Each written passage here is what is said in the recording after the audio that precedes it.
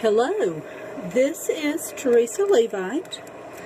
This is my first video that I've done like this, and I know my setup is not perfect. I'm not sure if you're going to be able to hear me. I will work on this in the future, but someone had asked me about videos, so I thought I would go ahead and start with this and then see where it went, see what I need to do to improve it, and just go with it.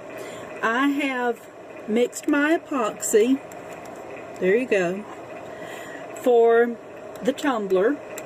It has 3 different glitters on it. Actually, it's more than that. It has the blue, which was plain blue.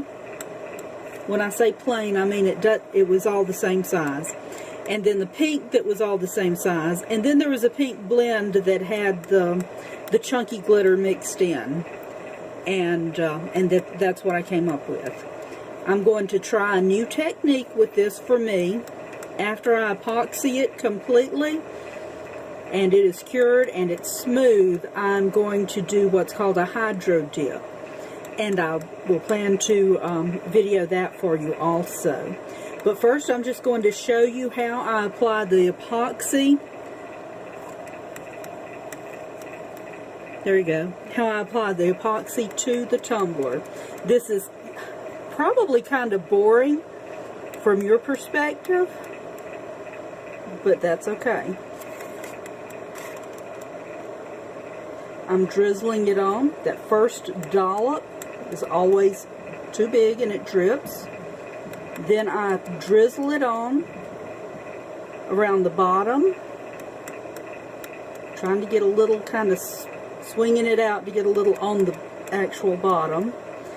And then I come up to the top. Because I am applying this to glitter, I know that the glitter is going to appear to soak up the epoxy, so I have plenty of it on here. The epoxy has been dried and sealed, so I know it's not really soaking it in, but because of the texture it appears to. I'm going to smooth it out. I may have needed actually a little more epoxy. I wanted to get this done in 1 coat. It'll probably take me 2, because you need the glitter to be, the epoxy to be smooth over the glitter and not feeling the texture of the glitter coming through. Now the rim of it, I'm not so worried about that right now.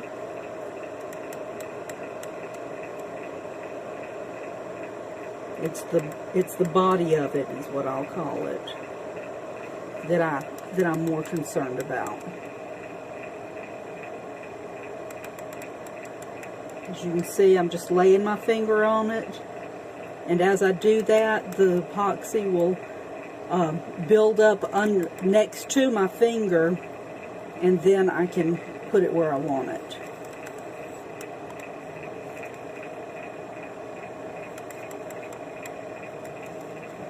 And I want this on the bottom. The bottom doesn't need a lot of epoxy, but I do need to make sure it's sealed properly.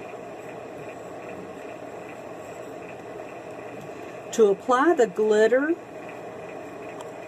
I put a very thin coat of epoxy over the cup that had been primed with pink spray paint. I put a very thin coat over it, and then I sprinkled the glitter in the pattern that I wanted it. I sprinkled the glitter 1 color at a time, cleaning up after it, after each color, so that I could reuse that glitter and not waste it. Because the glitter, when you recover it that way, I usually have a clean sheet of typing paper under it, and I can pick that up and pour it back into the jar. A little bit of glitter will go a long way. The thicker the epoxy is on the cup, when you do that, the more glitter it's going to take. So that's why I put a very thin coat of epoxy.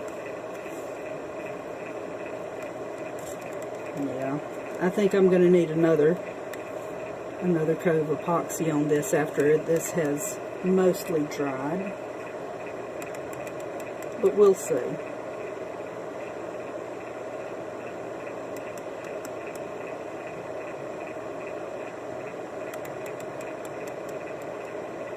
I know that this is not so much it's going to drip off, and it shouldn't come up with a excessively lumpy surface. That happens sometimes when you have too much epoxy. Instead of epoxy is a self-leveling material, but if you have too much epoxy, it's not going to self-level. It's going to leave lumpy, bumpy areas, and then those have to be sanded down.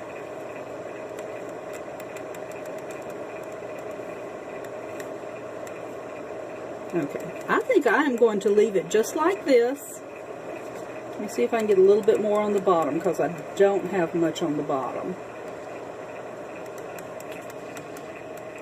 I'm going to leave it like this, let it turn for about 6 hours or so, and then check it and decide if I need another layer on it. Which, like I said, I'm pretty sure I'm going to.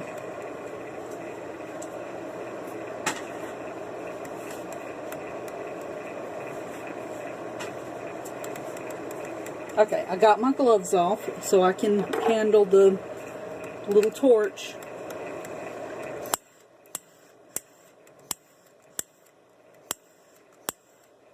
This is to get rid of any air bubbles that may be in it. They're not going to be real obvious, but I still don't want them in it anyway.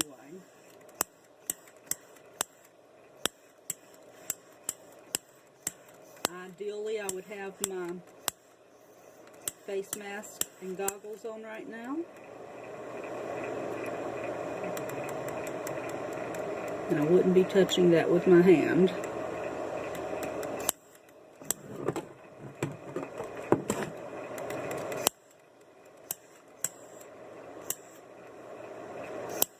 There are some techniques that do require more of the heating the epoxy, more kind of handling the epoxy, and for those techniques I do use keep the gloves on, and I use the mask and the goggles for those techniques. Anyway, I'm going to stop this here, see about getting it uploaded for you, and we'll see what happens. I'll talk to you later. Maybe next step you'll see me finishing it, or doing the next step. Whatever. Bye.